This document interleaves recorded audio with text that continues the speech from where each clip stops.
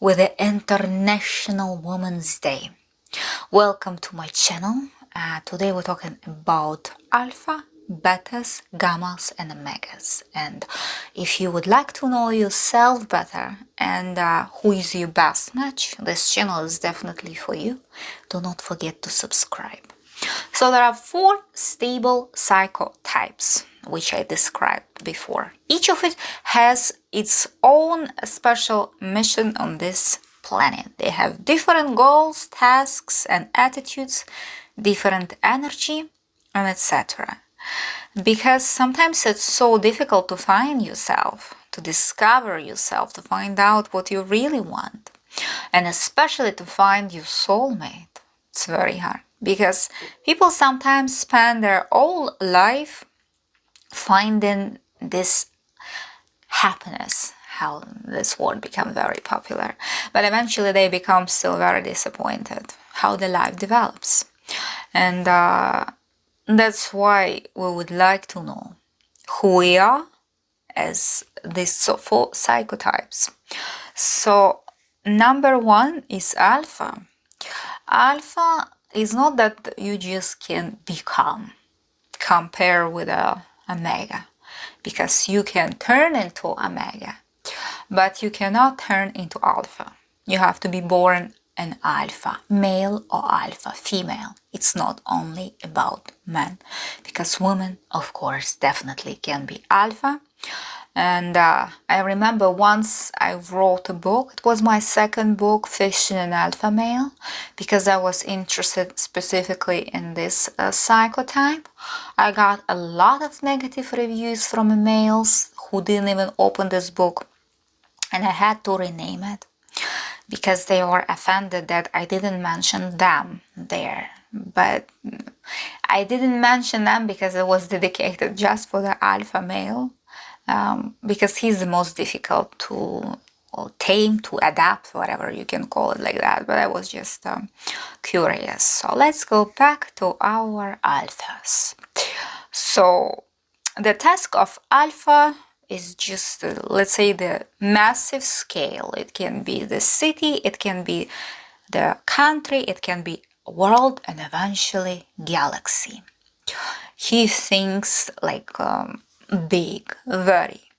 They are innovator and ideologists. They like the harder life position is the desire, let's say, to change this world. They like a lot of challenges, and like they can have so much energy, they can suppress their partners so much.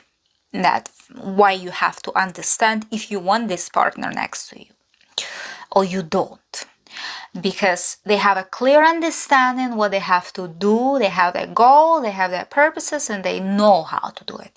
And they can be workaholics. The other cons that they can have is just they can be very pride, they can be arrogant, and they can be polygamous. That's who the alpha are. Beta has a different task on this planet, usually, to help alpha. But they actually have a great match. The amazing match is alpha and alpha plus alpha, or alpha plus beta. Because the beta, since it helps alpha, alpha invented and beta embodies these all ideas. And because betas are implementers, which is good. And they also have their disadvantages. They can be very greedy and they like to compete a lot. They have that desire to compete. Sometimes they can forget about what else they have to do. Gammas are just good guys, good girls who likes to like plant a tree, raise a family, having kids, and just get married. Like creating comfort, which is good. It is good. But the weakness can be that they do not develop much. They happy what they have. And like for someone it's great. If they choose the partner who is alpha or beta, that can be problematic because the alpha and beta can get bored so fast. This is a disadvantage to be like a gamma. We always have pros and cons, which is fine. Life cannot be so easy and great. We always encounter with some things. A mega is like the person, unlike alpha, they are not born. A megas are made. And they problem also that they can be stuck and they can be lost. They can have trouble sometimes to understand what exactly they want from life, to find themselves. They can be eternal victim in the relationship always, and great manipulators. They can be, I'm talking about disadvantages, and like trying to get so much attention from the partner. That's a lot of work in the relationship if you have someone who is a mega. But after, like, sometimes the therapy helps a lot to understand, because usually a mega can turn into beta, or just during the specific circumstances, or just turn into gamma, and then how the life can be usually developed in the good way. So if we're talking about two matches, alpha plus alpha, man and woman, this alliance most of the time will bring you freedom, equality, and fraternity sometimes. Women will definitely respect the man because they will be most likely on the same wavelengths. And she feels like a treasure in that relationship, and treats her man with a great respect. The man see that the woman satisfies his basic needs, and usually doesn't do anything bad in the relationship. He doesn't need other women usually. The alliance, how it goes. There is no dominance because they're both dominant, and they usually split the territory. Who is in charge? They can like have a great alliance and without manipulations. One of the good example and the bad example I will give you. The good example is a George Clooney with his wife Amal. The bad example was, I mean, it's not like bad. It's like Brad Pitt and Angelina Jolie. They still were together for 10 years, but the alpha Angelina Jolie was suppressing a little bit that Brad Pitt with her energy, that how he was like under her a little bit, but they had also another issues. We're not talking about it. Also, alpha and beta gamma, this can be like traditional sphere when the usually politics chooses. It can be like that Princess Diana and the Prince Charles before. That's a good example. Like beta, it can be the example is like Hugh Jackman with his wife, like Deborah Lee, remember? Like Furnace, or what his name was. Alpha and gamma, it can be very problematic alliance, especially if it's a woman alpha. When the man is alpha, then it's like more or less can be controllable. When it's a woman alpha, it's like can be very problematic.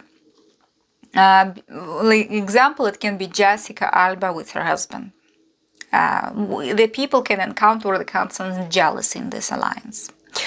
Also, both beta and gamma can turn into omega, as I said. I just recommend you do not lose yourself, because then there will be a lot of troubles to find yourself. There are a lot of quotes exist how to find yourself, because during the circumstances you can forget your nature. It can be anything, including the parents, or just the people who surrounds you, because this can be also, as I said, social environment. Your potential can be like a little bit lost, and it will take some time. So it takes, let's say, serious work to remain yourself. Determine your life goals. You need to determine it first and fulfill your mission. That's how you will know always your own way. This is the only way to achieve the harmony, because in other ways achieve the harmony will be difficult. But as one of my friends said, like she doesn't understand herself so far, and psychology, it's like you can like study yourself 100 years and still don't understand yourself. You actually can. That's why this channel was created, to help people to understand themselves better, because this is the point. When you understand yourself, life becomes so easy. But that was pretty much it for today. Thanks everybody for watching. Leave me a comment below. Write me who you are, alpha, beta, gamma, or omega, and we will develop this conversation and take a guess who I am. And don't forget to subscribe my channel. Next time we're talking about something else.